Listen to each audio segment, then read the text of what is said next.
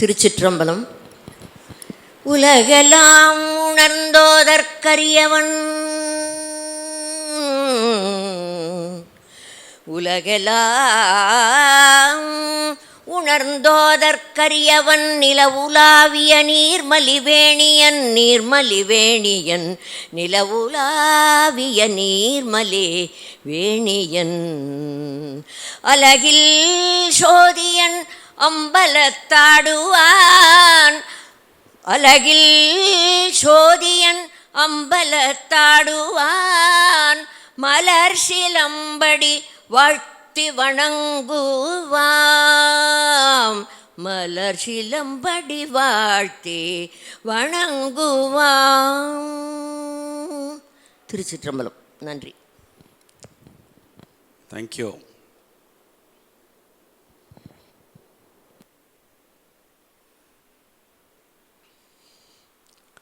நமஸ்காரம்.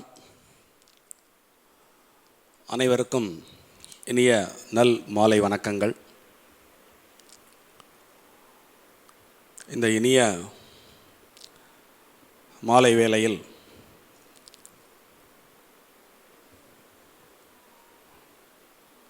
பனிரெண்டாம் திருமுறை இயற்றிய சேக்கிழார் பெருமானை பற்றியும், இந்த 12ஆம் திருமுறையினுடைய வரலாறு பற்றியும் உங்கள் அனைவருடன் கூட சற்று நேரம் 12ஆம் திருமுறையுடனும் சேக்கிழார் பெருமானுடனும் சிந்திக்க கிடைத்த நல்வாய்ப்பை பெருவாய்ப்பாக எண்ணி மகிழ்ந்து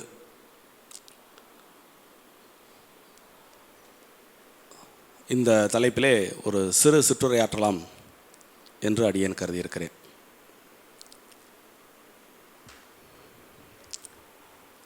எண்ணிய முடிகள் வேண்டும், நல்லவே எண்ணல் வேண்டும், திண்ணிய நெஞ்சம் வேண்டும், தெளிந்த நல்ல அறிவு வேண்டும் என்ற பாரதியின் வரிகளை தியானித்து இன்றைய தலைப்பை சற்று சிந்திக்க தலைப்படுவோம். பொருத்தமான இறைவணக்க பாடல் பாடிய கலைமாமணி திருமதி ஜானகி சுப்ரமணியம் அவர்களுக்கு நன்றியை தெரிவித்து உரையை துவக்குகிறேன். அவர்கள் பாடிய பாடல் 12ஆம் திருமுறையின் முதல் பாடலாகும். அது மட்டுமா அதன் சிறப்பு? அதன் சிறப்பை சொல்லி மாளாது. ஏனென்றால் திருவாரூர் திருத்தலத்திலே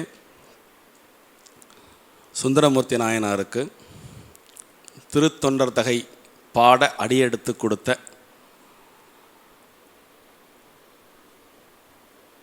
தியாகேசரங்க அடியெடுத்து கொடுத்தார் என்றால் இவருக்கு தில்லைக்கூத்தன் அடியெடுத்து கொடுத்தார். தில்லைக்கூத்தன் உலகலாம் உணர்ந்து என்று அசரேரியாக ஒலிக்க அப்பாடலை முதலடியாக கொண்டு ஒரு பிரம்மாண்டமான புராணத்தை இயற்றினார்.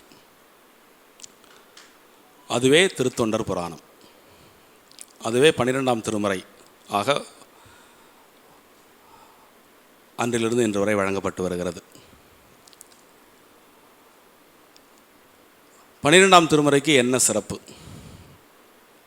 அதற்கு அவசியம் ஏன் வந்தது? குறைஞ்சபட்சம் நான் இந்த கேள்வியை கேட்டேன். இந்த திருமுறைகளை எல்லாம் வாசிக்கும் பொழுது முதல் 7 திருமுறைகள் உங்களுக்கு தெரியும். சைவக்குறவர்கள் மூவர், தேவார மூவன் என்று செல்லமாகவும் பக்திபூர்வமாகவும் இன்றளவும் அழைக்கப்பட்டு வரும் சம்பந்தர், அப்பர், சுந்தரர் ஆகிய மூவருடைய பாசுர தொகுப்பும் முதல் 7 திருமுறைகளாக தொகுக்கப்பட்டது. 8ஆம் திருமுறையினுடைய 2 அங்கங்களாக திருவாசகமும் திருக்கோவையாரும் தொகுக்கப்பட்டது. 9ஆம் திருமுறையிலும் நிறைய சைவ பெருமக்களுடைய பக்தி பாடல்கள் தொகுக்கப்பட்டன. திருமந்திர மாலையாக 10ஆம் திருமுறை தொகுக்கப்பட்டது. 11ஆம் திருமுறையிலும் பல்வேறு சமய பெரியார்களுடைய பக்தி பாடல்கள் தொகுப்பும் குறிப்பாக சுந்தரர் பாடிய திருத்தொண்டர் தகையினுடைய சற்று விரிந்த ஆக்கமாக நம்பியாண்டார் நம்பி அவர்களே திருத்தொண்டர் திருவந்தாதி என்பதை இயற்றி அருளினார். இந்த திருத்தொண்டர் திருவந்தாதி என்பது மிகவும் போற்றி வணங்கத்தக்க ஒரு நூலாக நாம் எல்லாம்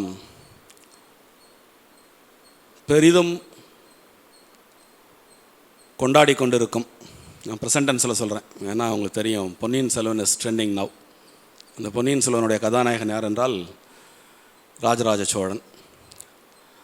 ராஜராஜ சோழனுக்கு திருமறை கொண்ட சோழன் அப்படின்னு ஒரு பல்வேறு விதமான பட்டப்பெயர்களில் அதுவும் ஒன்று. ஏனென்றால் அவருடைய அமைச்சரவை சகாராகவே இருந்தவர் நம்பியாண்டார் நம்பி. அவர் தொகுத்ததே திருமறைகள்.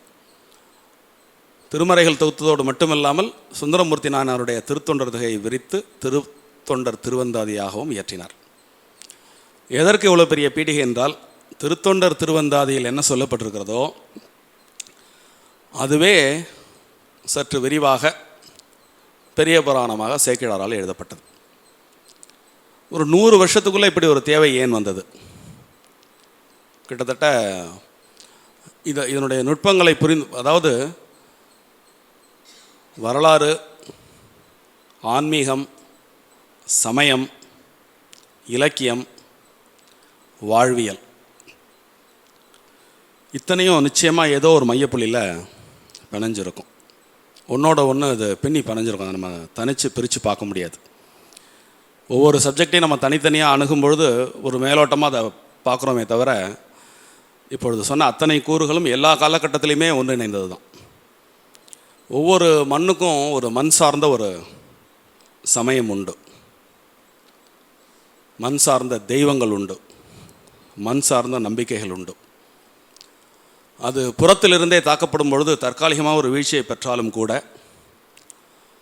ஏதேனும் ஒரு ரூபத்தில் மீண்டும் தன்னுடைய இயல்பை மீட்டிருவாக்கி கொள்ளும் என்பதை வரலாறு நெடுகிலும் நாம் கண்டிருக்கிறோம். இந்த சமய பெருங்குறவர்களின் வாழ்க்கை வரலாறு என்பது காலத்தினோடு பின்னி பிணைந்தது. தமிழகத்திற்கு ஒரு ஏற்றமுடைய சிறப்புண்டு. உலகம் நெடுகிலும் வரலாற்றை பல்வேறு விதமான வடிவங்களில் பதிவு செய்யும் பழக்கம் இருந்தாலும் தமிழ் கூறும் நல்லுலகு சற்று ஏற்றம் பெற்றது என்றே கூறலாம். எழுத்தாக இருக்கட்டும், பாட்டாக இருக்கட்டும், கவின் கலைகளாக இருக்கட்டும், கோயில் கட்டுமானமாக இருக்கட்டும், சிற்பங்களாக இருக்கட்டும், இவைகளெல்லாம் ஏற்றத்துடன் பதிவு செய்வதில் தமிழ் சமுதாயத்திற்கு தமிழ் சமுதாயமே இணை என்று கூறினால் அது சற்றும் மிகையாகாது. இந்த காலங்களை பகுப்பதில், காலங்களை உற்றுநோக்கி ஆய்வதில் இலக்கியங்களுக்கு மிக பெரும் பங்குண்டு. அந்த வகையில் 63 நாயன்மார்களுடைய வாழ்வியலை எந்த காலகட்டத்தில் இது தொடங்க பெற்றது என்பதை பார்த்தால் பெரும் அழைப்பாக இருக்கும். கிட்டத்தட்ட 3ஆம் நூற்றாண்டிலிருந்து 7ஆம் நூற்றாண்டு வரை, சுந்தரருடைய காலம் வரை நம்ம இதை ரெண்டாக பிரிச்சுக்கலாம். இப்போ இந்த சேக்கிழாருடைய பெரிய புராணத்தை நம்ம நுட்பமான தளத்தில் பார்க்கணுன்னா காலத்தை 3 பகுதியாக பிரிச்சுக்கலாம். பல்லவர் காலம் வரை ஒன்று, பல்லவர் காலத்திலிருந்து சுந்தரருடைய காலம் வரை ஒன்று, சுந்தரருடைய காலத்திலிருந்து நம்பியாண்டார் நம்பி காலம் வரை ஒன்று, நம்பியாண்டார் நம்பிக்கும் சேக்கிழாருக்கும் இடைப்பட்ட காலம்.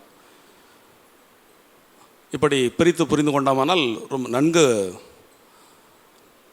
இந்த கால வெள்ளத்தில் சமயத்தினுடைய போக்கு, அது ஏற்படுத்திய தாக்கம், அது ஏற்படுத்திய பிரம்மாண்டமான பாசிட்டிவான விளைவுகள், இது பற்றியெல்லாம் நாம் நன்கு உணர்ந்து கொள்ள முடியும். ஒவ்வொரு காலகட்டத்திலும் ஒரு தேவை ஏற்படுகிறது. அந்த தேவையின் அடிப்படையிலேயே மிகப்பெரிய மகான்கள் தோன்றுகிறார்கள். அந்த மகான்கள் அந்த தேவையை பூர்த்தி செய்வதுடன் பர்மனெண்ட்டாக எப்பப்பொழுதெல்லாம் பிரச்சனைகள் வருகிறதோ அந்த பிரச்சனைகளுக்கான சொல்யூஷன்ஸ், ரெடி ரெக்கனர் மாதிரி சொல்யூஷன்ஸ் கொடுக்கக்கூடிய மகான்களாக பலர் அவதரித்திருக்கிறார்கள். அந்த வகையிலே 12ஆம் நூற்றாண்டில் அவதரித்த பெருந்தகை தான் சேக்கிழார் என்று கூறினால் அது சற்று மிகையான கூற்றாக இராது. சேக்கிழார் யார்? சுந்தரர் பாடிய திருத்தொண்டர் தகை என்றே இன்றளவும் வழங்கப்படுகிறது. அவர் தம்பிரான் தோழர், வன் தொண்டர் என்றெல்லாம் புகழப்பட்டாலும் அவரால் உருவாக்கப்பட்ட திருத்தொண்டர் தகை என்றே இன்றளவும் வழங்கப்பட்டு வருகிறது. தேவாரத்தை தொகுத்த, திருமறைகளை தொகுத்த பெரும் பெருமைக்குரிய நம்பியாண்டார் நம்பி திருத்தொண்டர் திருவந்தாதி என்பதை இயற்றியிருந்தாலும் அதுவும் இன்றளவும் திருத்தொண்டர் திருவந்தாதி என்றே அழைக்கப்பட்டு வருகிறது. ஆனால் சேக்கிழார் பெருமான் இயற்றிய திருத்தொண்டர் புராணம் பெரிய புராணம் என்று அழைக்கப்படுகிறது. வித்தியாசம் புரிகிறதா உங்களுக்கு? திருத்தொண்டர் புராணம் என்றே அது அழைக்கப்படலாம் அல்லவா? அதை தாண்டி அது மட்டும் பெரிய புராணம் என்று அழைக்கப்படுகிறது.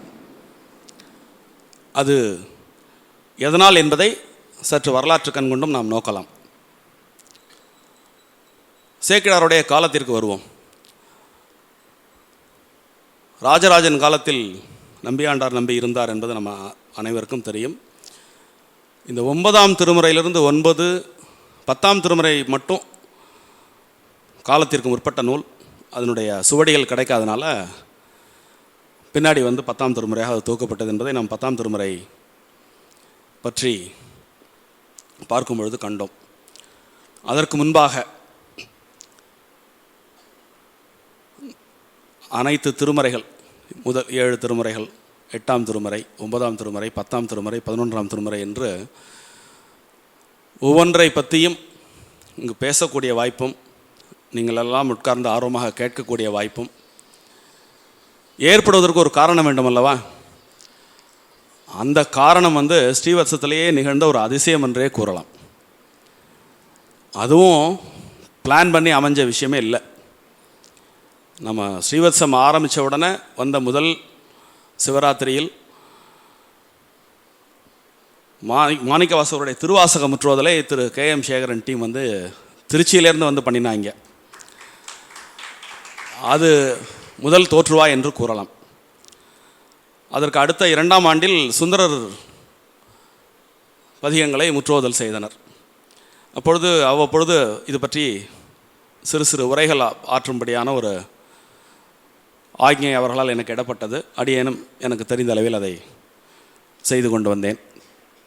சிறிதாக தொடங்கிய இந்த எண்ணம் பிரம்மாண்டமாக விரிந்து 12 திருமுறைகளையும் ஸ்ரீவத்சத்தில் முற்றோதுதல் செய்தல்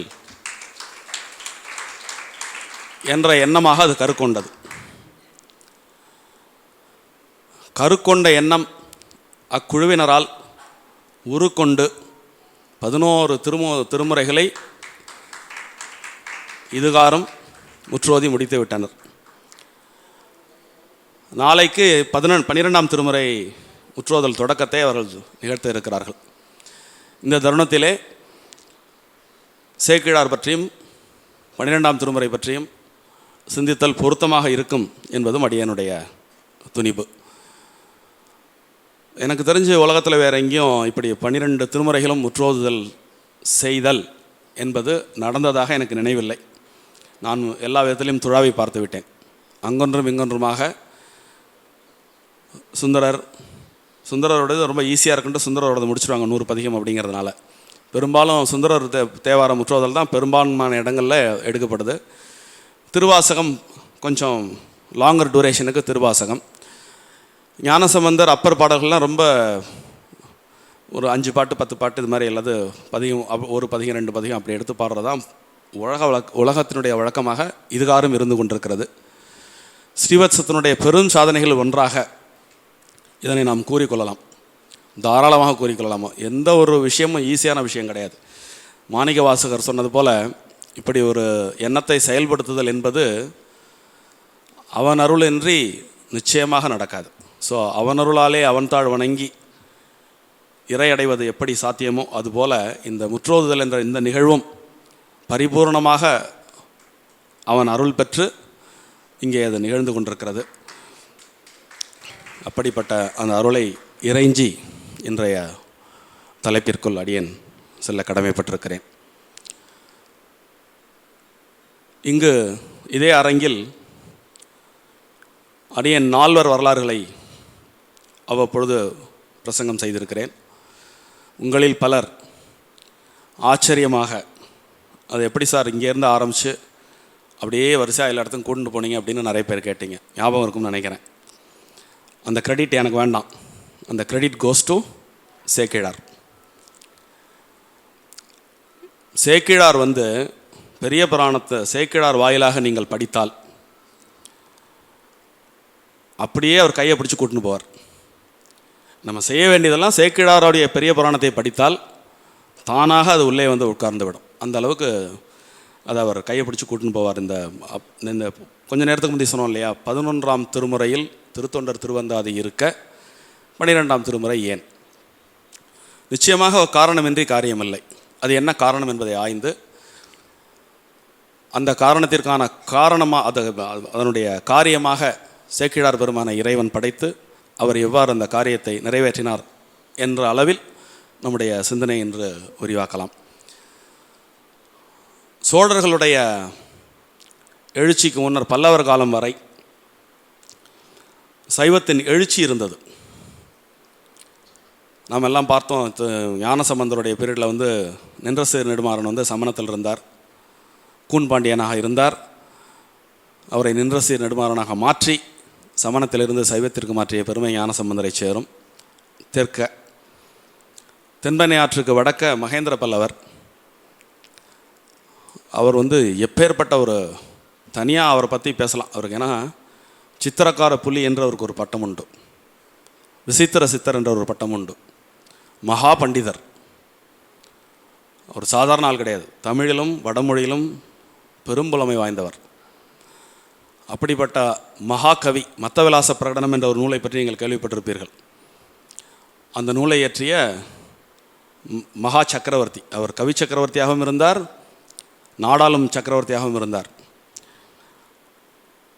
துரதிர்ஷ்டவசமாக அவர் சமணத்தை தழுவி சைவத்தை கைவிட்டு ஒரு மிகப்பெரிய இருண்ட காலத்திற்குள் தமிழகத்தை தள்ளியிருந்த அந்த காலகட்டத்தில் பல்வேறு விதமான இன்னல்களுக்கு ஆட்பட்டு தானும் சமணத்திலிருந்து மீண்டு அந்த மகா சக்கரவர்த்தியையும் சமணத்திலிருந்து மீட்டு சைவத்திற்கு ஒரு பெரும் புத்துணர்ச்சி ஊட்டிய பெரும் பெருமை திருநாவுக்கரசருக்கு உண்டு.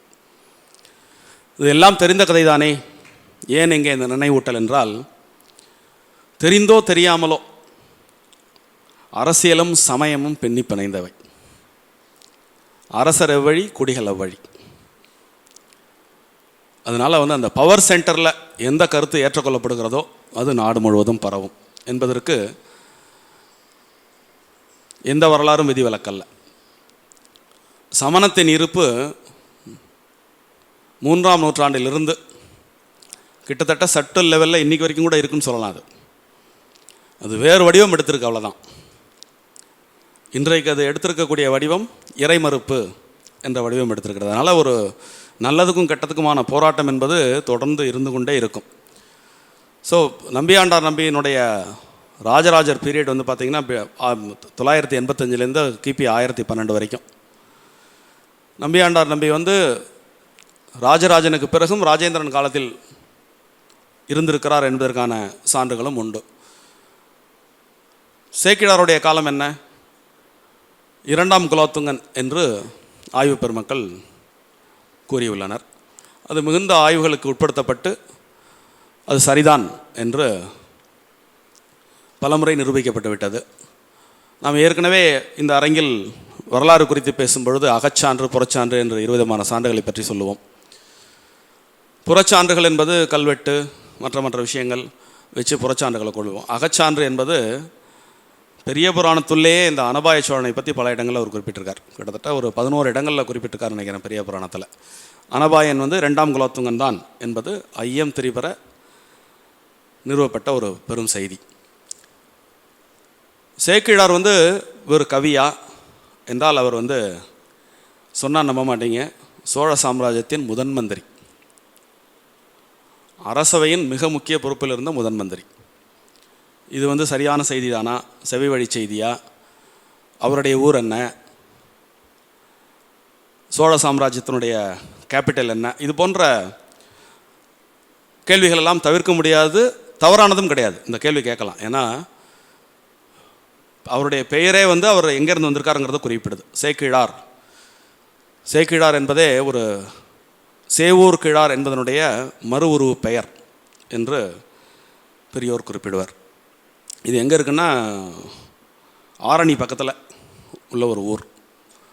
அந்த ஊரில் அவர் பிறந்தவர். குன்றத்தூர் அப்படிங்கிற ஒரு ஊர், அந்த ஊரில் பிறந்தவர். அவருடைய நீண்ட நாள், இப்போ நம்ம மகான்கள் பற்றி, ஆழ்வார்கள் பற்றியெல்லாம் நாம் பேசும்பொழுது ஒரு செய்தியை குறிப்பிட்டிருப்போம். நீண்ட நாள் வந்து குழந்தை செல்வம் இல்லாமல் இறைவனை வேண்டி, அதாவது தவமாய் தவம் இருந்து பெற்ற தவப்புதல்வன் அப்படிங்கிற வார்த்தையை ஆல்மோஸ்ட் எல்லா பெற்றோருமே நம்ம பயன்படுத்தியிருப்போம் குழந்தைகளை நோக்கி. தவமாக தவம் இருந்து பெற்ற குழந்தை அப்படின்னு. அது மாதிரி அந்த ஊர்லேருந்து குழந்தை இல்லாமல் அவங்க அப்பா அம்மாவும் சேற்றாடனம் செய்து நமக்கு மிக அருகில் இருக்கக்கூடிய திருநாகேஸ்வரம் இருக்கு இல்லையா, அந்த திருநாகேஸ்வரம் தலத்தில் வந்து அந்த சுவாமியை வேண்டின்ற எனக்கு இது மாதிரி குழந்தை செல்வம் கொடுக்க வேண்டும் என்று பிரத்யேகமான பிரார்த்தனை வைக்கிறாங்க. அந்த பிரார்த்தனைக்கு செவிமடுத்து அந்த குடும்பத்தில் 1க்கு 2 குழந்தைகளாக வந்து பிறக்கின்றன. மூத்தவர் வந்து சேக்கிழார், இளையவர் வந்து பாலராயர் அப்படின்னு 2 ஆண் மக்கள் அந்த குடும்பத்திலே பிறக்கின்றன. உங்கள் அப்பா பேர் வந்து வெள்ளையங்கிரி முதலியார், அம்மா வந்து அழகாம்பிகை. ஸோ இந்த தம்பதிக்கு 2 ஆண்மகவுகள் பிறக்கின்றன. இயற்பெயர் பூர்வதே நாமம்னு சொல்ல முடியாது, அருண்மொழி தேவன் என்று அவருக்கு பெயர் சூட்டுகிறார்கள். ஆனால் அவருக்கு சேக்கிழார் என்ற பெயரே வரலாற்று நெடுகிலும் நின்றுவிட்டது.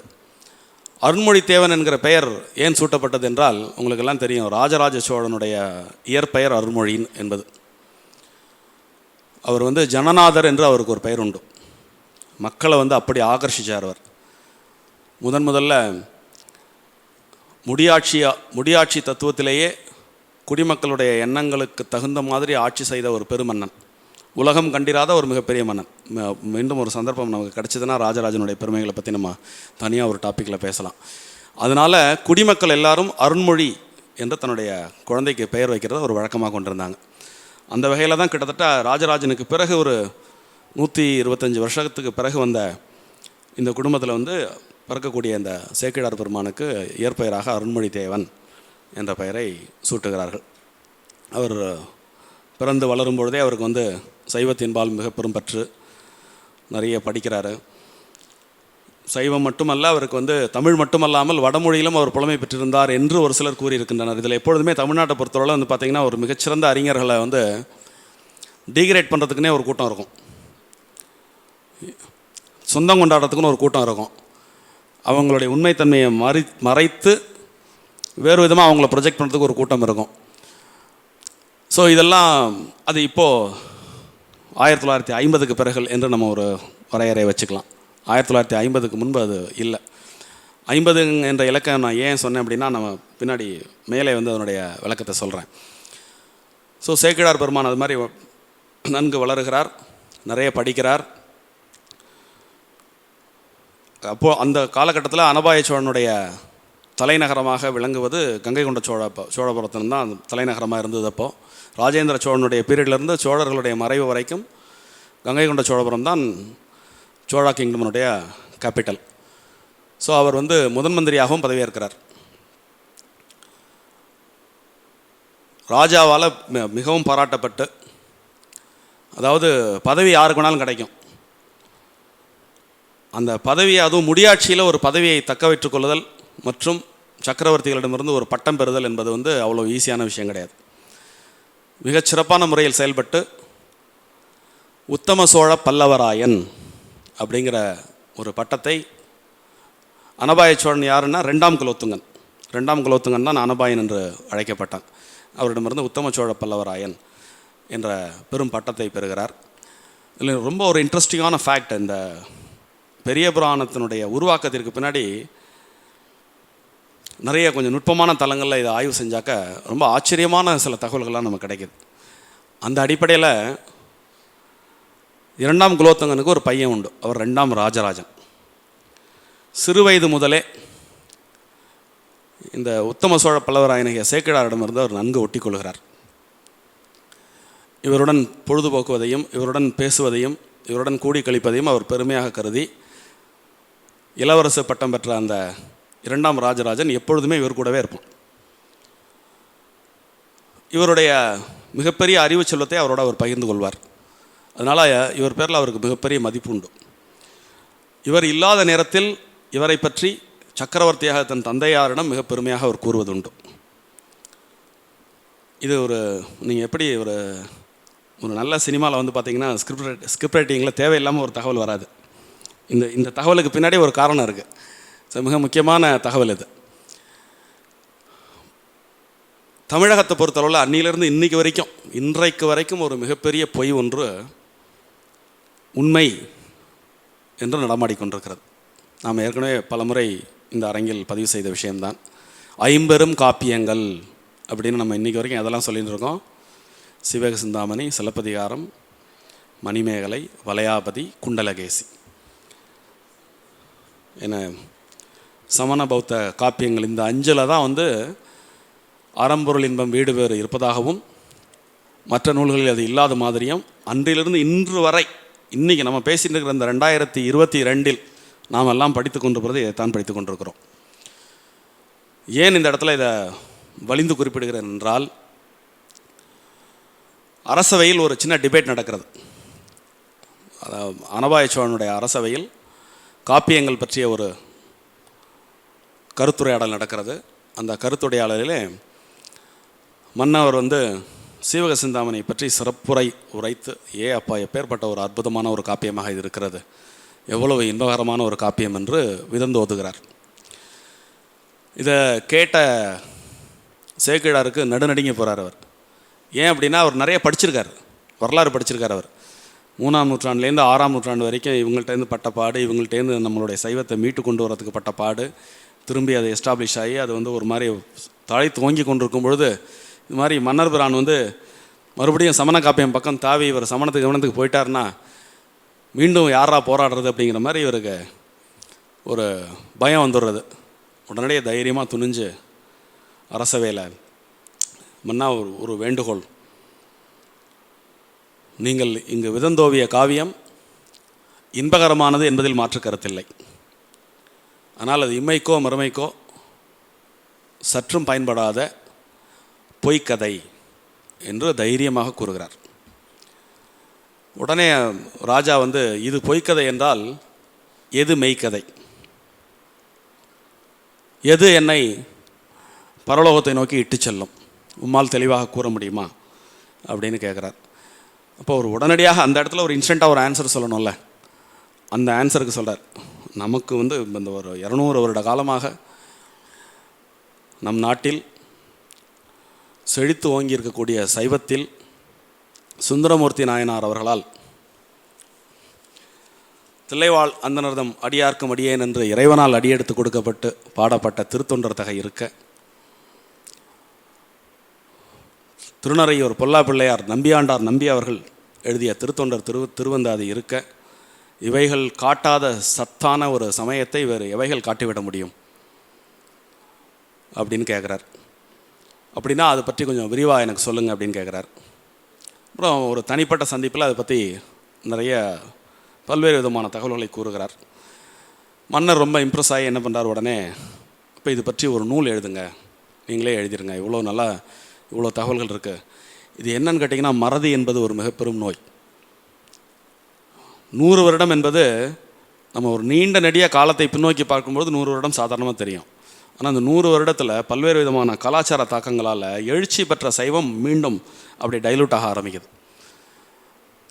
அப்போ அந்த அரசவையில் நடந்த அந்த உரையாடலில் சேக்கிழார் பெருமான் சற்று விழித்து கொண்டிருக்காவிடில் என்ன நடந்திருக்கும் என்பது இறைவனுக்கே வெளிச்சம்.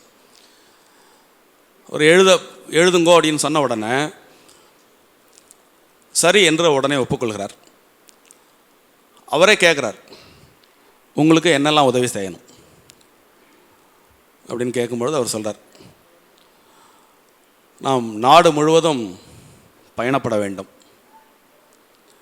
இந்த நாயன்மார்கள் வாழ்ந்த பதிகள், அவர்கள் சென்ற ஊர்கள், இங்கெல்லாம் நான் செல்ல வேண்டும். அதற்கான உதவிகளை மட்டும் நீங்கள் செய்தால் போரும். அப்படி நான் பயணப்பட்டு முடித்த பிறகு தில்லையிலே தங்கியிருந்து இப்புராணத்தை நான் ஏற்ற திட்டமிட்டிருக்கிறேன். அதற்கும் எனக்கு ஏற்பாடுகள் செய்ய வேண்டும் அப்படின்னு கேட்குறார். அப்படியே ஆகட்டும்னு அவர் சொல்கிறார். இவரும் அந்த மீண்டும் ஒரு முறை எங்கிருந்து ஆரம்பிப்பது, என்ன செய்வது, எதை மையப்பொருளாக வைத்திருக்கிறது. ஏன்னா ஆணையிட்டிருப்பது மன்னர். அதனால் இதை ஒரு சிறந்த நூலாக வர வேண்டும் அப்படிங்கிற ஒரு பயமே அவருக்கு ஏற்படுது. ஏற்கனவே அவர் நிறைய படித்திருந்தாலும் மீண்டும் ஒரு முறை அத்தனை இடங்களுக்கும் நேரடியாக செல்ல வேண்டும் என்று முடிவெடுத்து மூவர் பாடிய அத்தனை தலங்களையும் லிஸ்ட்டு போட்டு அத்தனை பாடல்களையும் தொகுத்து ஒவ்வொரு இடமாக செல்கிறார். இங்கே சேக்கிழாருடைய அட்வான்டேஜஸ் என்ன அப்படின்னா, அவர் ஒரு முதன் மந்திரியாக இருந்ததனால் அரசியல் நுட்பம், ரொம்ப மதிநுட்பம், அரசியல் நுட்பம், திட்டங்களை செயலாக்குவது, இது போன்ற விஷயங்களெல்லாம் அவருக்கு ஏற்கனவே கைவரப்பெற்றதனால் விரைவாக இந்த பணியை அவரால் முடிக்க இயன்றது. இப்போது சுந்தரர் திருத்தொண்டர் தகை பாடும்பொழுது திடீர்னு அவருக்கு ஸ்பான்டேனியஸாக தோன்றி அந்த 3ஆம் நூற்றாண்டிலிருந்து 8ஆம் நூற்றாண்டு வரை யாரெல்லாம் சிவனடியார்களை இருந்தார்களோ அவங்கள தொகுத்து டக்குன்னு ஒரு பாட்டில் பாடிட்டு போயிட்டார். அதற்கு பிறகு ஒரு 100 வருஷத்துக்குள்ளே இவருக்கும் பெரிய தரவுகள் இல்லை, கொஞ்சம் தான் இம்ப்ரவைஸ் பண்ணியிருப்பார் திருத்தொண்டர் திருவந்தாதியில். ஸோ இவருக்கு ஒரு பெரும் பொறுப்பை ஃபீல் பண்ணுறார் அவர். இப்போ நம்ம இதை மீண்டும் ஒரு முறை நம்ம அந்த புராணத்தை ஏற்றும் கால் அது உலகு உள்ள வரை இந்த நாயன்மார்களுடைய பெருமையை இதை பேசி கொண்டிருக்க வேண்டும் அப்படிங்கிற ஒரு பெரும் பொறுப்போட பல்வேறு விதமான தகவல்களை திரட்டுகிறார்.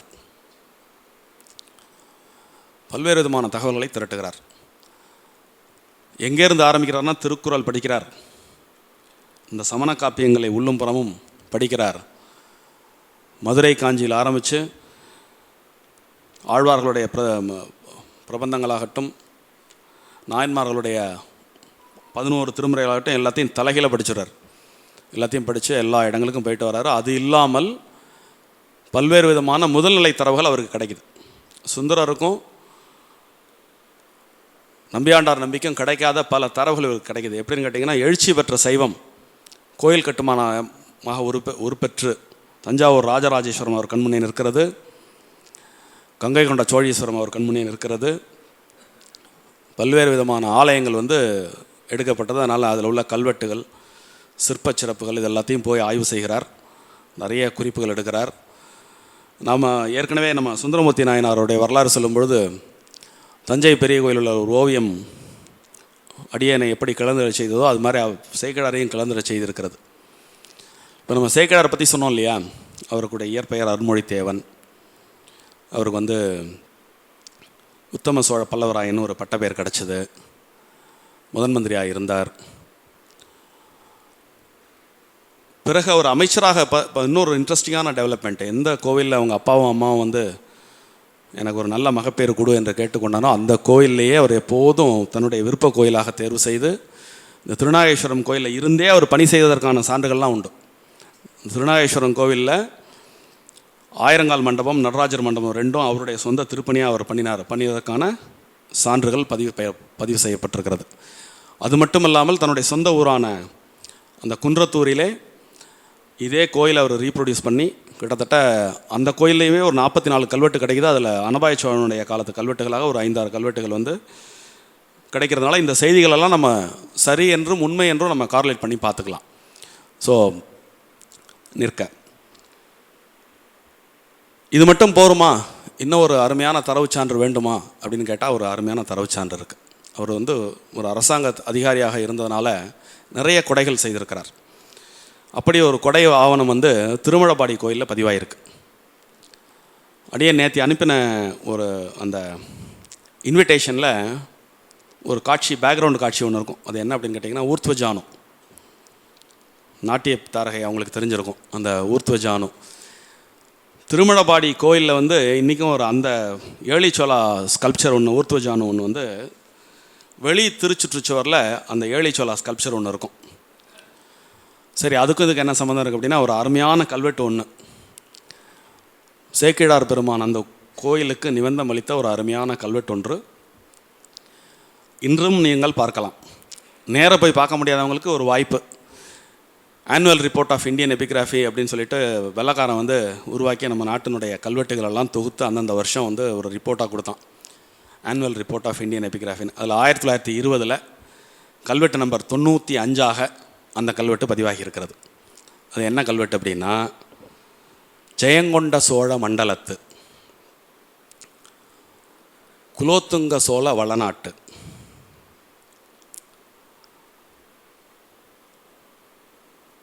புலியூர் கோட்டை குன்றத்தூர் நாட்டு குன்றத்தூர் சேக்கிழான்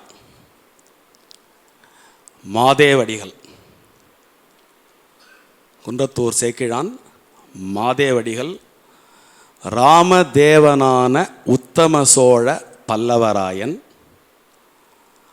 திருமழபாடி மகாதேவர்க்கு விளக்கரிக்க அளித்த நிபந்தம் 90 சாவா மூவா பேராடுகள் அப்படின்னு ஒரு கல்வெட்டு திருமழபாடியில் கம்ப்ளீட்டாக. இப்போ அவருடைய ரெக்கார்டு ஃபுல்லாக வந்துருத்தான். அவர் எந்த ஊருக்காரர், நம்ம சொல்லல, தஞ்சாவூர் மாவட்டம், திருவிடைமருதூர் தாலுக்கா, திருவிடைமருதூர் ஒன்றியம், வேப்பத்தூர் பேரூராட்சி, கல்யாணபுரம் கிராமம், ஸ்ரீவத்சம் அப்பார்ட்மெண்ட் அப்படின்னு நம்ம ஆர்டராக அந்த இது சொல்கிற மாதிரி ஜெயங்கொண்ட சோழ வளநாடு. ஏன்னா கங்கை கொண்ட சோழபுரம் தான் தலைநகரமாக இருந்தது. அதனால் ராஜராஜனுக்கு பிறகு வந்து ஜெயங்கொண்ட சோழ வளநாடு தான் டில் த ஃபால் ஆஃப் சோலாஸ் வந்து இருந்தது. அதன் பிறகு குலோத்துங்க, அது பின்னாடி அடுத்த சப்டிவிஷன் குலோத்துங்க சோழ வளநாடு, குன்றத்தூர் கோட்டம், அதில் குன்றத்தூர் ஊர், அதில் சேக்கிழார் மரபில் வந்த இந்த இவருக்கு வந்து ராமதேவன் அப்படிங்கிற ஒரு நாமதேயம் இருந்திருக்கிறது என்பதையும் இந்த கல்வெட்டு ஊர்ஜிதப்படுத்துகிறது. உத்தம சோழ பல்லவராயன் அப்படிங்கிற பேரும் அந்த கல்வெட்டில் பதிவாயிருக்கு. ஸோ இந்த மாதிரி அவர் முதன் மந்திரியாகவும் இருந்திருக்கிறார், நிபந்தங்கள் கொடுத்திருக்கிறார் அப்படிங்கிறதுக்கான பதிவுகள் எல்லாம் நம்ம இந்த வரலாற்று ஆய்வில் நமக்கு ரொம்ப எளிமையாகவே கிடைக்கிது. என்ன ஒன்றுனா, இதெல்லாம் போய் சேரலை. இது போய் எல்லா இடங்களையும் போய் சேர்ந்ததுன்னா, இன்றைக்கி ஒரு கடுமையாக சில ஈவல்ஸ் எதிர்த்து போராடுறோம்ல, இந்த கடுமை இருக்காது, கொஞ்சம் எளிமையாக இருக்கும். நம்முடைய பாரம்பரியமும் நம்முடைய கலாச்சாரமும் நம்முடைய வரலாறும் எத்தகையது என்பது சென்று முறையாக சேர்ந்தால் ரொம்ப எளிது, வாழ்தலும் மிக எளிதாக இருக்கும். ஸோ ஊராக தேசமாக போகிறார், பல்வேறு விதமான விஷயங்களை திரட்டுகிறார். இத்தனை இந்த சேக்கிழார் இது எதுக்கு நான் சொல்கிறேன்னா, இதெல்லாம் அது எப்படி அவுட்புட்டாக வந்திருக்கு அப்படிங்கிறது ரொம்ப, அதை பற்றி இன்றைக்கி அவுட் ஆஃப் ஸ்கோப், அதை பற்றி இன்றைக்கி பேச முடியாது. நான் அதை உங்களுடைய கற்பனைக்கும் உங்களுடைய தேடுதலுக்கும் அதை விட்டு விடுகிறேன். இவ்வளோ பெரிய கடினமான முயற்சி செய்த சேக்கிழார் பெரிய புராணத்தில் என்ன கொடுத்துருக்கிறார் அப்படிங்கிறத ஒன்று முற்றோதல்ல ஃபாலோ பண்ணி தெரிஞ்சுக்கோங்க, இல்லை நீங்களாக தேடி தெரிந்து கொள்ளுங்கள். என்ன பிரம்மாண்டம், அதாவது ஏன் இந்த திருத்தொண்டர் புராணம் பெரிய புராணமாக விளங்கியது என்பது அவருடைய உழைப்பில் வெளிவந்திருக்கிறது. ரெண்டாவது, உங்களுக்கு சுவாமி விவேகானந்தர் வந்து வாழ்வின் வெற்றிக்காக ஒரு ஃபார்முலா சொல்வார் இல்லையா, ஒன்றை உங்கள் வாழ்வின் லட்சியமாக மாற்றிக்கொள்ளுங்கள், அல்லும் பகலும் அனவரதமும் அதே நினையுங்கள், உங்கள் வாழ்வினுடைய, அதாவது உங்கள் உடலில் உள்ள ஒவ்வொரு அங்கமும் ஒவ்வொரு செல்லும் அது பற்றியே சிந்தித்திருக்கட்டும், பின்பு வெற்றி உங்களதே அப்படின்ற ஒரு பொருள்படக்கூடிய ஒரு ஆங்கில சொற்றொடர் உண்டு. அந்த வகையில் சேக்கிழார் வந்து அவருடைய ஒட்டுமொத்த வாழ்க்கையில் ஒன்று தான் பண்ணார், பெரிய புராணம் ஒன்று தான் பண்ணார். அது சூப்பர் ஹிட்.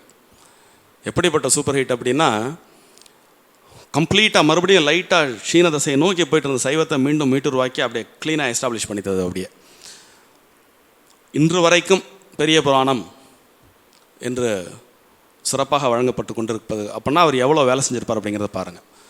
இப்படியெல்லாம் அவர் ஊராக சென்று அத்தனை இடங்களுக்கும் சென்று இதை வெறும் பக்தி நூலாக மட்டும் பார்க்காமல் வரலாற்று ஆய்வாளர்களுக்கு ஒரு பெரும் பொக்கிஷம் பெரிய புராணம். நான் அப்படியே நேரடியாக அனுபவித்த ஒரு விஷயம். எப்படின்னு கேட்டிங்கன்னா, நின்ற சீர் நெடுமாறன் அவர் கூட இருந்த சோழ மன்னன் யார்?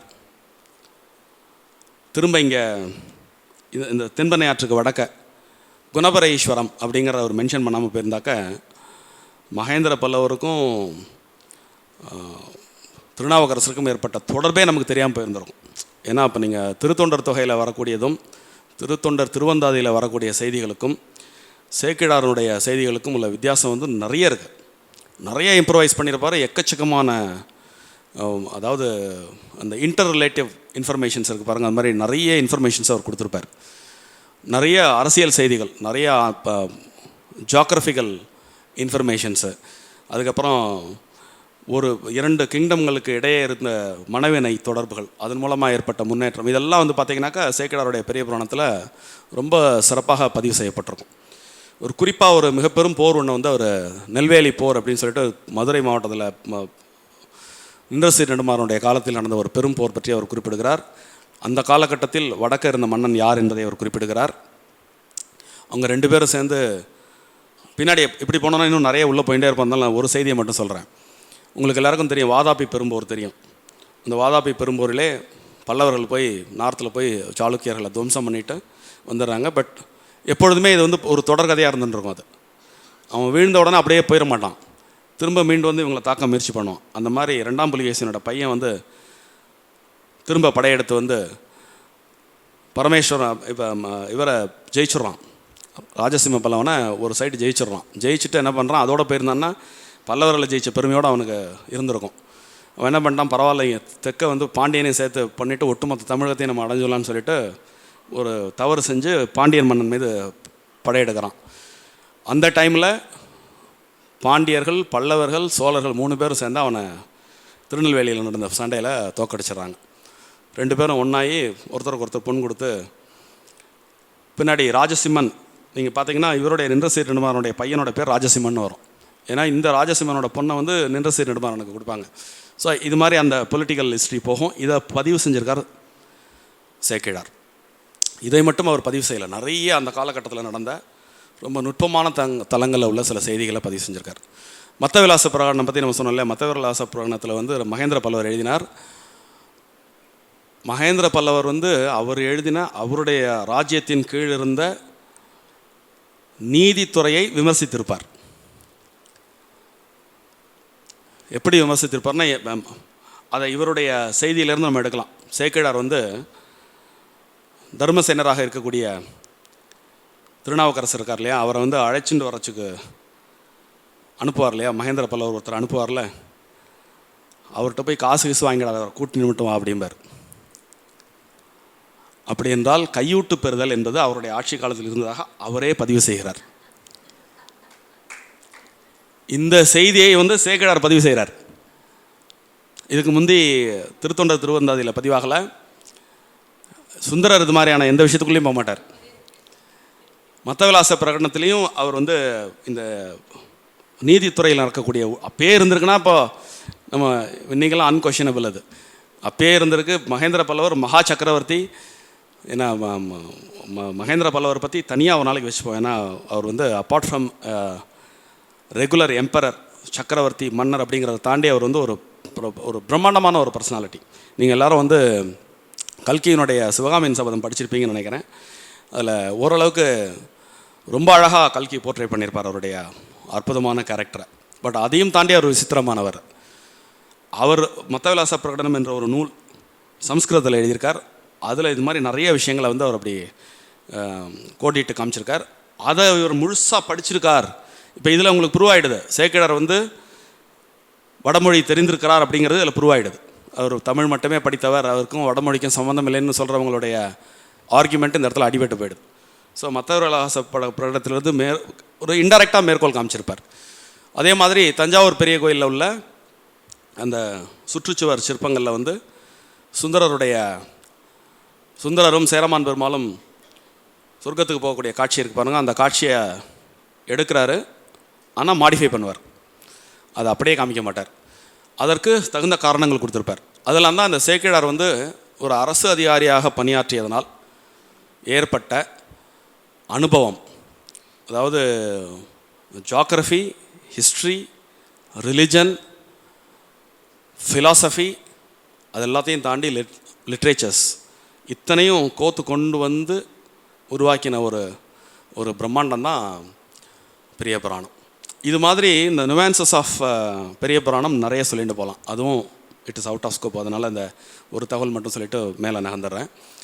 இது போன்ற அவர் க்ஷேத்ராடனங்கள் செய்து 11 திருமுறைகளிலும் சொல்லப்பட்ட கருத்துக்களுக்கு வலு சேர்க்கிற மாதிரி நிறைய ஆதாரங்களெல்லாம் எடுத்து திரும்ப ஒரு முறை மன்னனை வந்து பார்க்குறாரு. நான் கிட்டத்தட்ட அந்த நூல் எழுத ரெடி ஆகிட்டேன். அதனால் நான் இந்த நூல் எழுதி முடிக்கிற வரைக்கும் நான் தில்லையில் இருக்க வேண்டும், அதற்கான ஏற்பாடுகளை எனக்கு செய்து கொடுங்கள் அப்படின்னு கேட்குறார். அப்போது ரொம்ப கேஷுவலாக அவர் கேட்குறார். இப்போ நீங்கள் வந்து சுந்தரமூர்த்தி நாயனாருக்கு வந்து பெருமான் அடி எடுத்து கொடுத்ததா சொல்கிறேங்க, உங்களுக்கும் அது மாதிரி கிடைக்குமான்னு கேட்குறார். வெகு நிச்சயமாக அப்படிங்கிறார். இவரோட மன்னர் ட்ராவல் பண்ணுறார் சிதம்பரத்துக்கு. சிதம்பரத்தில் வந்து தில்லை கூத்தனை தரிசனம் பண்ணும் பொழுது சுவாமி எனக்கு அடி எடுத்து கொடுக்கணும்னு அவர் வேண்டார். வேண்டும் பொழுது இந்த உலகெல்லாம் உணர்ந்து அப்படிங்கிற அடி ஆசிரியராக வருகிறது. அதை அப்படியே வச்சு அவர் தொடர்ச்சியாக எழுதுகிறார். கிட்டத்தட்ட ஓராண்டுக்குள்ளே மன்னர் இதை பார்த்துட்டு வந்துடுறார். அவருக்கு எல்லா விதமான ஏற்பாடுகளையும் செஞ்சு கொடுத்துட்டு அவர் திரும்ப இங்கே கங்கை கொண்ட சோழபுரத்துக்கு வந்துடுறாரு. ஒரு சித்திரை மாதம் இவர் முடித்த உடனே ஒரு ஓலை அனுப்புகிறார் மன்னருக்கு. இது மாதிரி என்னுடைய புராணம் ஆல்மோஸ்ட் ரெடி ஆகிடுச்சோ, அதனால் நீங்கள் வந்தீங்கன்னா அரங்கேற்றிடலாம் அப்படின்னு அவருக்கு செய்தி சொல்கிறார். அவர் மன்னரும் வந்து ரொம்ப ஆவலாக வருகிறார். சித்திரை திருவாதிரை என்று இவரோட அப்படியே பார்க்குறாரு. பார்த்துட்டு மன்னர் வினோதமாக ஒரு கட்டளை இடுகிறார். இதனுடைய அரங்கேற்றத்தை இன்னும் வேறு விதமாக வைத்துக்கொள்ளலாம். இது புத்தகமாக வெளிவருவதற்கு முன்பு இதில் கூறப்பட்ட செய்திகள் மக்களை சென்றடைய வேண்டும். அதனால் இந்த ஆண்டு சித்திரை திருவாதிரையிலிருந்து அடுத்த ஆண்டு சித்திரை திருவாதிரை வரை இந்த 1000 கால் மண்டபத்தில் இது பற்றிய சொற்பொழிவுகளை தினந்தோறும் நிகழ்த்துக அப்படின்னு ஒரு அருமையான ஒரு ஆர்டர் ஒன்று கொடுத்துட்றார். ஸோ அந்த சித்திரை மாதத்தில் அந்த சித்திரை தேதியிலிருந்து தினந்தோறும் எல்லா விதமான பூஜைக்கு ஏற்பாடு பண்ணுறார், பிரசாதங்களுக்கு ஏற்பாடு பண்ணுறார், வீதி விழாவுக்கு ஏற்பாடு பண்ணுறார். அந்த ஒரு வருஷமும் களை கட்டின்னு இருக்கு அப்படியே. அது மாதிரி 365 நாட்கள் இந்த பெரிய புராண சொற்பொழிவை சேக்கிழார் பெருமானை நிகழ்த்துகிறார். அடுத்த சித்திரை பெருவிழா அந்த திருவாதிரை அன்று மன்னர் பிரான் வருகிறார். எல்லாத்தையும் பார்த்துட்டு ரொம்ப சந்தோஷப்பட்டு அந்த உரையெல்லாம் முடிந்த பிறகு அந்த புராண உரை மற்றும் சேக்கிழார் பெருமான் 2 பேரையும் யானையில் அம்பாரியில் ஏற்றி ஊர்வலமாக அழைத்து சென்று திரும்ப கோவிலில் கொண்டு வந்து நிப்பாட்டி அவருக்கு தொண்டர் சீர் பரவுவார் அப்படிங்கிற புது பட்டத்தை அளித்து ஒரு ரெசல்யூஷன் பாஸ் பண்ணுறார். இதுவரைக்கும் 11 திருமுறைகள் இருந்தன. சேக்கிழார் எழுதிய இந்த திருத்தொண்டர் புராணம்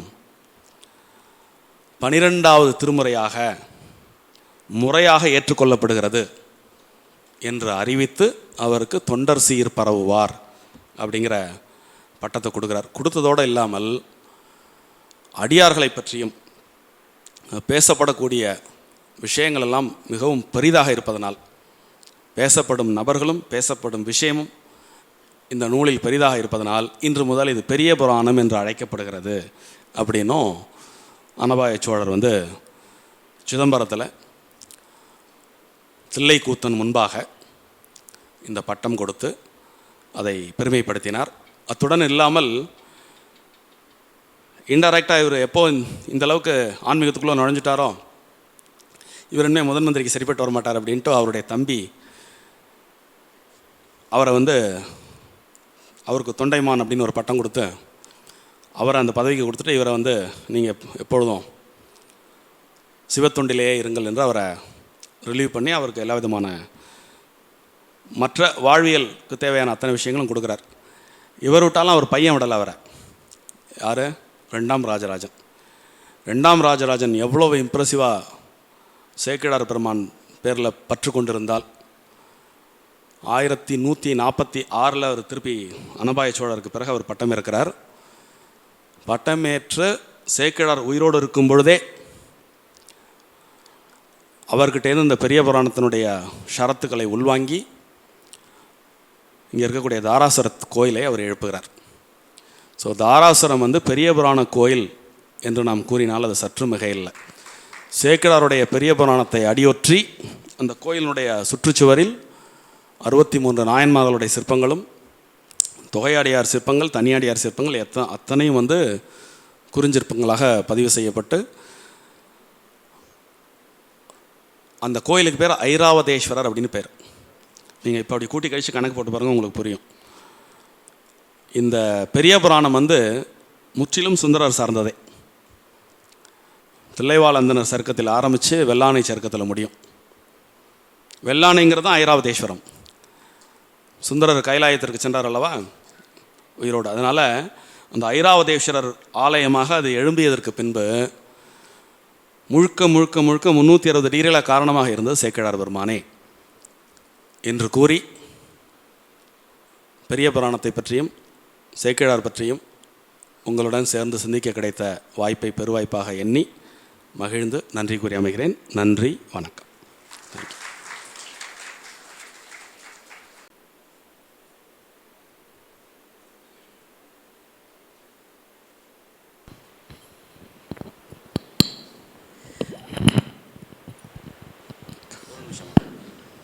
உங்கள் 2 பேரும் பாடி முடித்த உடனே உங்களுடைய மேலான கருத்துக்களும் பின்னூட்டங்களும் வரவேற்கப்படுகின்றன. தேங்க்யூ.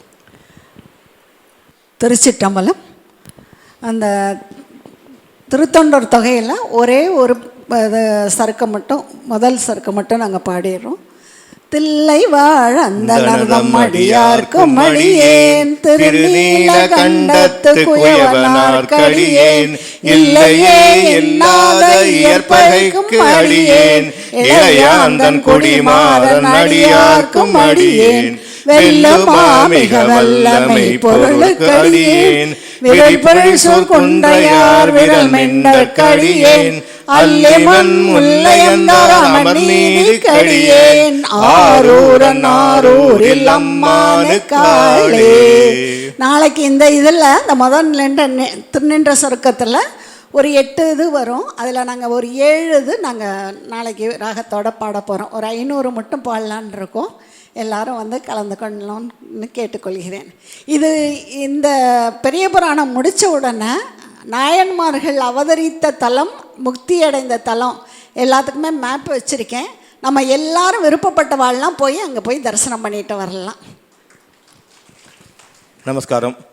இந்த எங்களுக்கு ஒரு பெரும் பாக்கியம். எங்கள் 5 பேர் நாங்கள் பாடிட்டு இருக்கோம். இப்போ தியாகராஜன் சாரும் சேர்ந்திருக்கார். எங்கள் அனைவருக்கும் இந்த 12 திருமுறையும் பாடக்கூடிய பாக்கியம் கொடுத்த திரு சீதாராமன் சார் அவர்களுக்கு எங்களுடைய நன்றியை தெரிவித்துக் கொள்கிறேன். அந்த சேக்கிழார் பெருமான் எப்படி ஒரு வருடம் தொடர்ந்து சொற்பொழிவு ஆற்றினாரோ அது கோயின்சிடன்ஸ் என்னன்னா நாங்களும் கரெக்டாக ஒரு வருஷத்தில் இந்த 12 திருமுறையும் முடிக்க போகிறோம். இந்த டிசம்பர் வந்தால் ஒரு வருஷத்தில் 12 திருமுறையும் 18,644 பாடல்களையும் பாடி முடிக்கலாம் என்று நினைத்து கொண்டிருக்கிறோம். இதுவும் இறைவன் சித்தம்தான். இது எங்கள் 5 பேருக்கும் பாடுற 5 பேருக்கு இப்போ தியாகராஜன் சாரும் சேர்ந்திருக்கார். எல்லோருக்கும் தான் இந்த கிரெடிட் கொண்டு போகணும். இது தனி மனிதனால் சாதிக்க முடியாது. எங்கள் குழுவினர் சார்பாக அனைவருக்கும் நன்றியை தெரிவித்துக் கொள்கிறேன். நன்றி, வணக்கம்.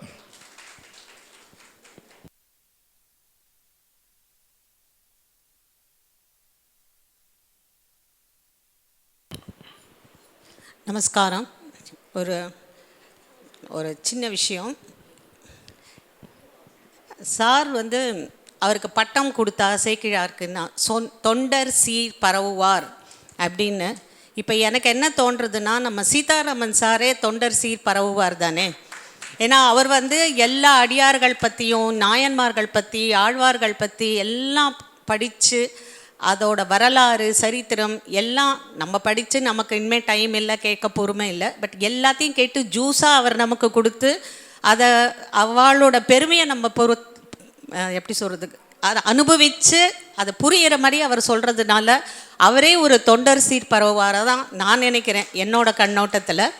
2வது, எப்போவுமே ஒரு விஷயம், சனாதன தர்மம் கீழே வரும்பொழுது அந்த ஒரு அவர் சொன்ன மாதிரி அந்த சரித்திரத்தில் அந்த ஒரு கன்ஃபியூஷன் வரும்பொழுது நிறைய நாயன்மார்கள் ஆழ்வார்கள்லாம் தோன்றி பக்தியை வளர்க்குறதுக்கு நிறையா பாடுபடுவா. இப்போ அந்த சுச்சுவேஷனில் தான் நம்ம இருக்கோம். நான் வந்து ரொம்ப வெளிப்படையாக சொல்ல விரும்பலை. ஸோ அந்த மாதிரி ஒரு சுச்சுவேஷனில் இவரை மாதிரி இருக்கிறவாள்லாம் இந்த மாதிரி நிறைய பரப்புரை பண்ணி பக்தியை பரப்புறது வந்து ஒரு மிகப்பெரிய விஷயமா நான் கருதுகிறேன்.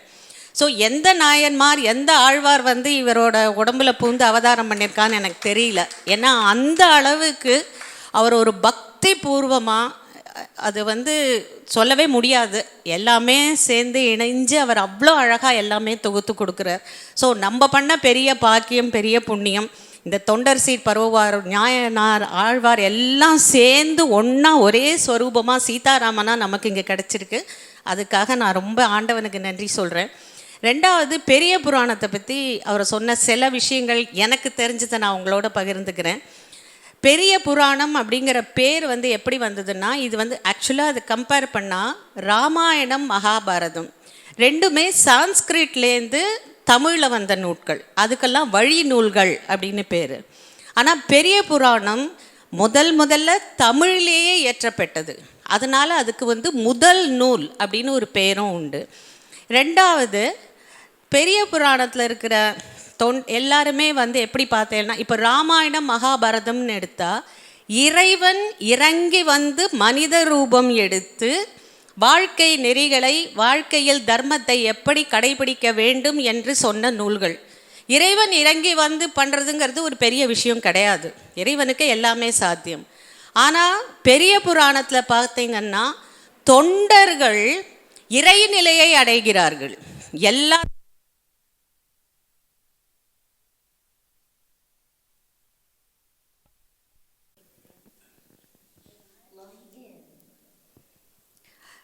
தொண்டர்கள் எப்படி இறைநிலையை அடைகிறார்கள் அப்படிங்கிறது விவரித்து பார்த்தோம்னா, இதை வந்து எவ்வளவு மிகப்பெரிய ஒரு நிலையில் பெரிய புராணத்தை நாம் வைக்கணும் அப்படிங்கிறது நமக்கு நன்னா விளங்கும்.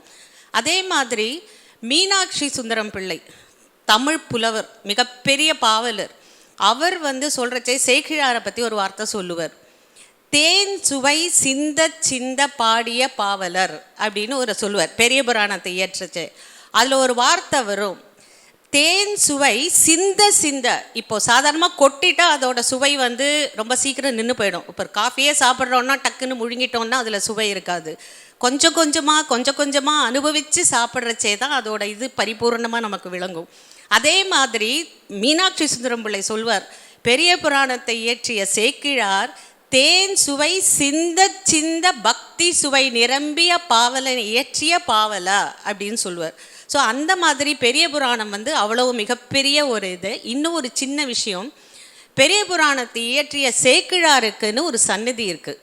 அது எங்கே இருக்குன்னா தேவக்கோட்டையில் சிவபெருமான் கோவிலில் இருக்குது. அதுக்கு ஒரு சின்ன கதை உண்டு. மீனாட்சி சுந்தரம் பிள்ளையோட சீடர், அவர் பேர் வன் தொண்டர் நாராயண செட்டியார்னு பேர். அவர் வன் தொண்டர்னு ஏன் பேர் வந்ததுன்னா, மீனாட்சி சுந்தரம் பிள்ளை வந்து நமக்கெல்லாம் தெரியும், ஒரு நிமிஷத்தில் ஒரு 100 பாட்டு எழுதுகிற அளவுக்கு அவர் தமிழில் புலமை பெற்றவர். அவர் அகிலாண்டேஸ்வரி கோவிலில் ஒரு பிரதட்சணம் வரைச்சு 100 பாட்டு பாடிகிட்டே போயிடுவாராம். அது யாருக்குமே மனசில் ஏறாது, பின்னாடி வர சீடர்களுக்கெல்லாம். வன் தொண்டர் அந்த நாராயண செட்டியாருக்கு கண்ணு தெரியாது. அதனால் அவர் வந்து அந்த மனசில் அப்படியே கிரகித்து மூளையில் அதை அப்படியே பதிவு செஞ்சுடுவாராம். அடுத்த நாள் கிளாஸில் மீனாட்சி சுந்தரம் பிள்ளை நான் நேற்று என்ன பாடினேன் அப்படின்னு கேட்டால், இந்த வன் தொண்டர் நாராயணசாமி செட்டியார் ஃபுல்லாக அப்படியே சொல்லுவாராம். ஒரு வார்த்தை விடாமல் அதை அப்படியே டீகோட் பண்ணுற மாதிரி சொல்லுவாராம். அதனால தான் மீனாட்சி சுந்தரம் பிள்ளை நாராயண செட்டியாருக்கு வன் தொண்ட நாராயண செட்டியார்னு பேர் கொடுத்தாராம்.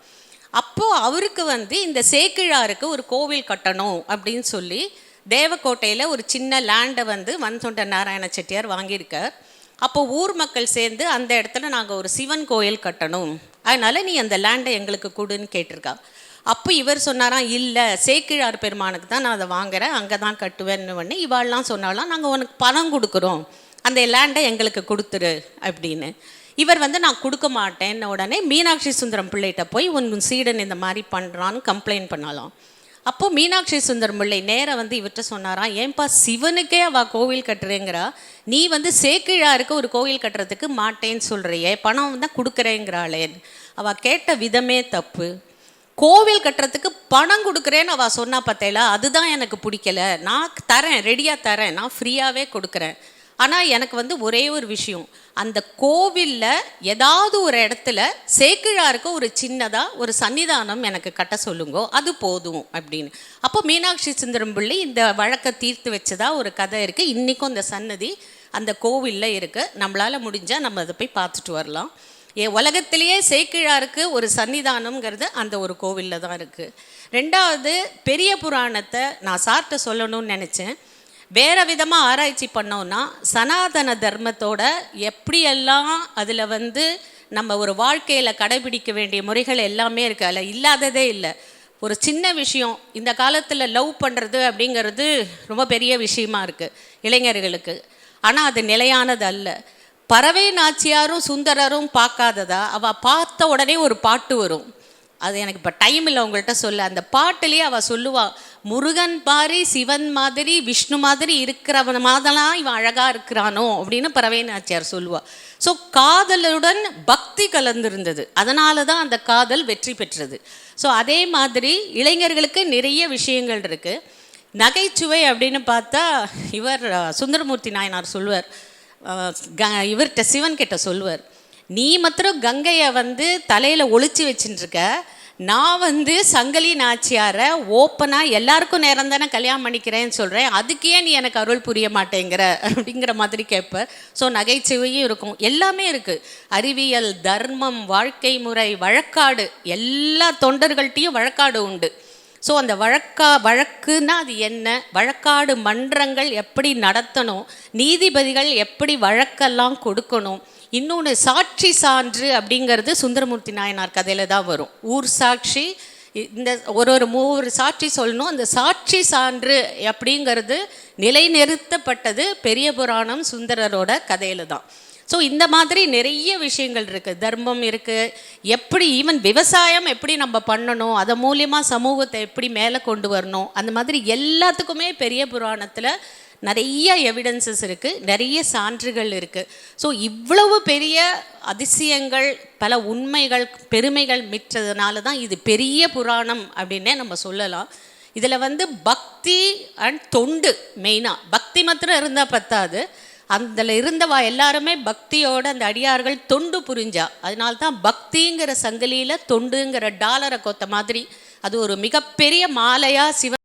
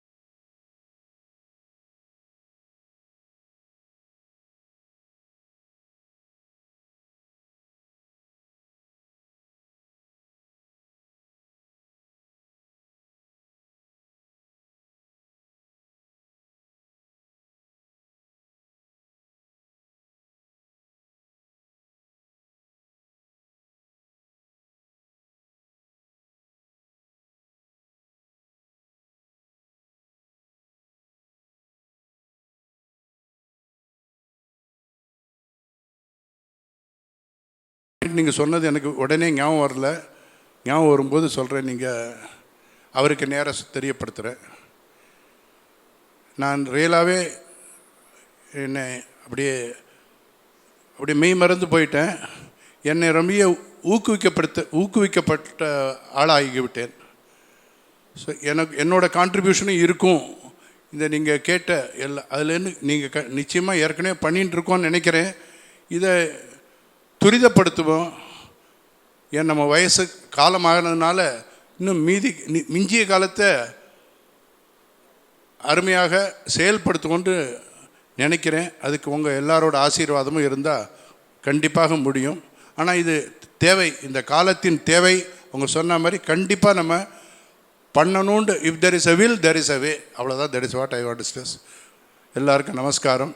தேங்க்யூ.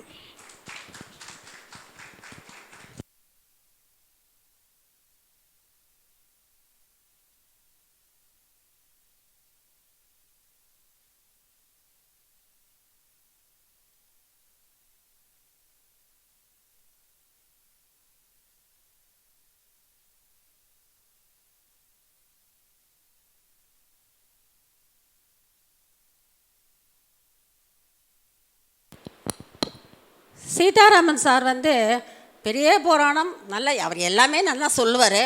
இதுவும் ரொம்ப நல்லா சொன்னேள். பட் ஆஃப்டர் தட் ஒரு சிறிய புராணமும் நாங்கள் கேட்டுட்டோம்.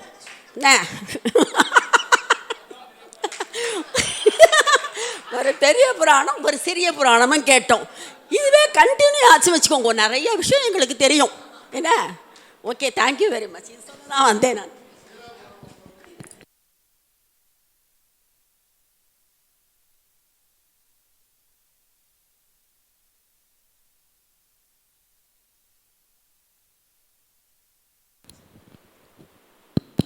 இந்த சிறுத்தொண்டர் பற்றிலாம் வரலாற்று தகவல்கள் வந்து சேக்கிழார்ட்டே தான் கிடைக்கிறது. ஆக்சுவலாக நேரம் கருதி நிறைய விஷயங்கள் கவர் பண்ணி சொல்ல முடியல.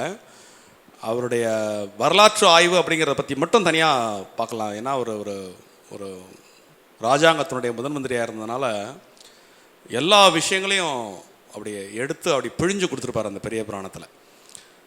சிறுத்தொண்டர் பற்றின பிரம்மாண்டமான தகவல்களெல்லாம் அவர் தெரியப்படுத்துகிறார். ஆக்சுவலாக அவர் எந்தெந்த போர்களில் அவர் கலந்துட்டார். நீங்கள் கிட்டத்தட்ட இதெல்லாம் தான் வந்து கல்கிக்கு வந்து பெரிய தரவுகளாக இருந்தது அந்த இதை எழுதும்பொழுது. அதனால் கிட்டத்தட்ட ஒரு ஹிஸ்ட்ரிங்கிற ஃப்ரேமை விட்டு அவர் வெளியில் போகவே இல்லை. ஆக்சுவலாக அந்த சிவகாமியின் சபதத்தில் அவர் செட் பண்ணக்கூடிய ஃப்ரேம் இருக்குது பாருங்கள். அந்த ஃப்ரேம் வந்து சைவம் எப்படி இருந்தது, அந்த காலகட்டத்தில் சமணம் வந்து என்ன மாதிரி நம்மளை இன்ஃப்ளூயன்ஸ் பண்ணித்தோ, இதெல்லாம் வந்து துல்லியமான தரவுகளின் அடிப்படையில் கற்பனை கலந்து அவர் கொடுத்த ஒரு கதை தான் பொன்னியின் செல்வனாக இருக்கட்டும், சிவகாமியின் சபதமாக இருக்கட்டும். ஏன் நான் வந்து இதை கோட் பண்ணுறேன்னா, அது படித்து தான் வரலாறு நோக்கி நான் நகர்த்தப்பட்டேன். பொன்னியின் செல்வன் தான் என்னை வந்து ஒரு வரலாற்று ஆய்வை நான் மாற்றின ஒரு நூல் அது. தேங்க்யூ. அனைவருக்கும் வணக்கம். சீதாராமன் சார் வந்து பெரிய புராணத்தில் என்னென்ன கருத்துக்கள் வந்து நுவான்சஸ் எல்லாம் சொல்ல முடியுமோ சொன்னாங்க. எனக்கு ஒரு சிறிய கருத்து மட்டும் நான் உங்களிடம் தெரிவித்துக்கொள்ள ஆசைப்படுகிறேன். இந்த பெரிய புராணத்தை ஒரு பெரிய காவியம் என்று கூட சொல்கிறார்கள். அந்த காவிய தலைவன் வந்து சுந்தரர். இது கைலையில் ஆரம்பித்து கைலையில் முடிவதாக சொல்லுவார்கள். அதனால தான் வந்து மொத்தம் பெரிய புராணத்தில் 4286 பாக்கள் உண்டு. அதில் சுந்தரரை பற்றியது மட்டுமே 1256 பாக்கள் இருக்கு. அதனால தான் அதை வந்து பிள்ளை பாதி புராணம் பாதி என்று சொல்லுவார்கள். அதை இது புராணம் மட்டும் கிடையாது, இது வந்து ஒரு பெரிய காவியம் கூட. இது 50 காப்பியங்களுக்கு அடுத்ததாக சொல்ல வேண்டுமானால் தமிழில் உள்ள முதல் காவியமே பெரிய புராணம்தான் என்பதை கூறி நன்றிக்கு வாய்ப்பு கூறி அமைகிறேன். வணக்கம்.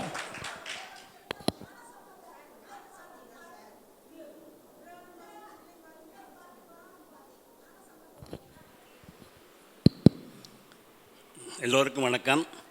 திரு சீதாராமன் அவர்கள் பெரிய புராணத்தின் வரலாற்றை மிக அழகாக விரிவாக எடுத்துரைத்தார்கள். மிக மகிழ்ச்சி. அதைத் தொடர்ந்து திருமதி சம்பத் அவர்கள் இன்னும் சில விஷயங்களை கூறினார்கள். நேரம் போராமையால் இன்னும் எடுக்கக்கூட இயலவில்லை என்று சொன்னார்கள். அவருக்கும் ஒரு வாய்ப்பெடுத்து பெரிய புராணத்தை மிகவும் மேலும் கேட்க அவளாக உள்ளோம். அவருக்கு நிர்வாகம் ஒரு வாய்ப்பெடுத்து நாங்கள் கேட்கும்படியாக கேட்டுக்கொள்கிறோம்.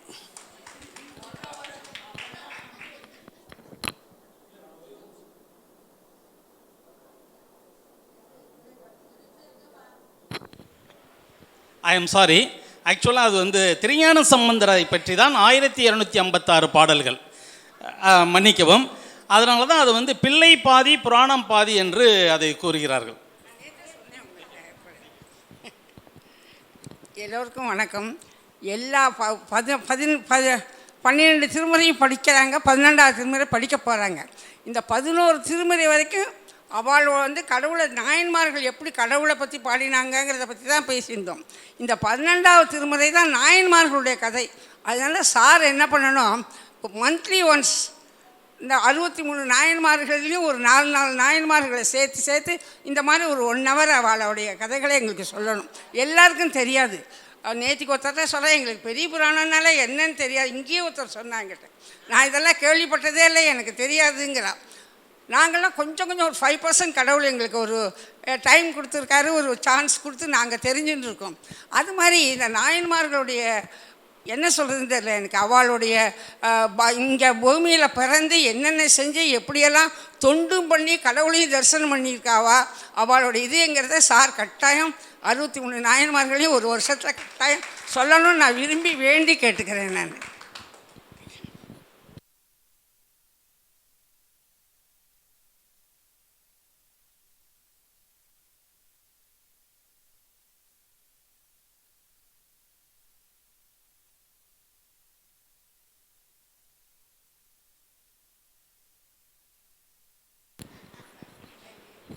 திருச்சிற்றம்பலம்.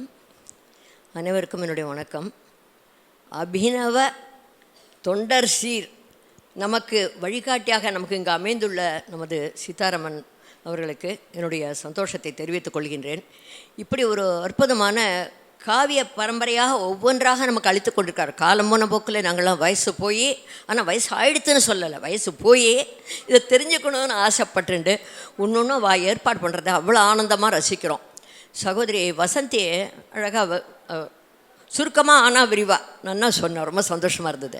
பெருமாள் சொன்னார் சம்பவாமி யுகே யுகே அப்படின்னார். அந்த மாதிரி சனாதன தர்மம், நம்மளுடைய சமூகத்துக்கு இழைக்கப்படும் அநீதிகள் மற்றும் நடக்கக்கூடாத காரியங்கள் நடக்கிறது, வேண்டாத வியாதிகள், இதெல்லாம் தீரணுங்கிறதுக்கு இறைவனுடைய திருவருள் சேர்ந்து எல்லாரையும் ஊக்கப்படுத்தி முன்னுக்கு கொண்டு வரணுங்கிற மதி யூகத்தோடு நம்மளுடைய பெரிய இவர் நமக்கு அமைஞ்சது. நமக்கு இன்றைக்கு சந்தோஷமாக எல்லாருமா இந்த டேஸில் அவர் பேசுகிறச்சே நம்ம கேட்டு சந்தோஷப்பட்டோம். ஸ்ரீமதி லக்ஷ்மி அம்மாள் சொன்ன மாதிரி 63 நாயன்மார் பேர்கள் கூட கரெக்டாக சொல்ல தெரியாது எங்களுக்கெல்லாம். ஏதோ கொடுக்குறத பாடுவோம், செய்வோம், கொடுத்த கடமையை ஒழுங்காக செய்வோம். இந்த கதைகளை இன்னும் கொஞ்சம் கேட்டால் எங்களுக்கும் இன்னும் கொஞ்சம் இன்ஸ்பிரேஷன் கூட ஆகும். சாருக்கு என்னுடைய நன்றியை தெரிவிச்சுக்கிறேன். அனபாய சோழன், உத்தம சோழன், நாங்கள் ராஜராஜ சோழன் நாட்டிய நாடகம் 2 மணி நேரம் பெரிய கோயிலில் பண்ணியிருக்கோம். நாங்கள் ஐ வாஸ் டேக்கன் பேக். 10 வருஷம் தான் நாங்கள் நாட்டிய நாடகம் நடத்தினதெல்லாம் சார் சொல்கிறச்சே அந்த கதையில் வந்துகிட்டே இருந்தது. நம்பி ஆண்டார் நம்பியோட போய் இதில் தில்லையிலேருந்து அந்த இதெல்லாம் எடுத்துகிட்டு வரா தேவாரத்தை, அந்த சீன்லாம் எனக்கு அப்படியே சுரிச்சுதுங்க உட்காந்துட்டு இருக்கிறச்சே.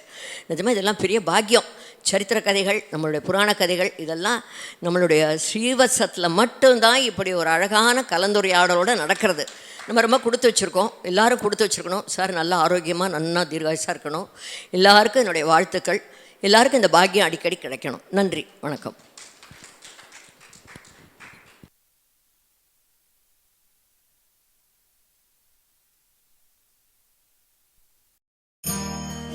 இவாளோட பிரார்த்தனை எல்லாம் ஸ்டீவர்ட்ஸம் ஃபேஸ் 2 கௌஸ்துபம் ரிட்டையர்மெண்ட் கம்யூனிட்டி நன்னா வரணுன்றது தான். ஆரோக்கியமும் சந்தோஷமும் தான் பெரியவாளுக்கு முக்கியம். அத கௌஸ்துபம் ரிட்டையர்மெண்ட் கம்யூனிட்டியில நிச்சயமா நீங்க உணரலாம். நாயன்மார்கள் 4வரால் பாடப்பட்ட ஸ்தலம் இது. பட்டினத்தார் வாழ்ந்த ஊர். இப்படி பல சிறப்பு அம்சங்களை கொண்டதுதான் நம்ம திருவிடைமருதூர் ஸ்ரீ மகாலிங்க சுவாமி திருக்கோவில்.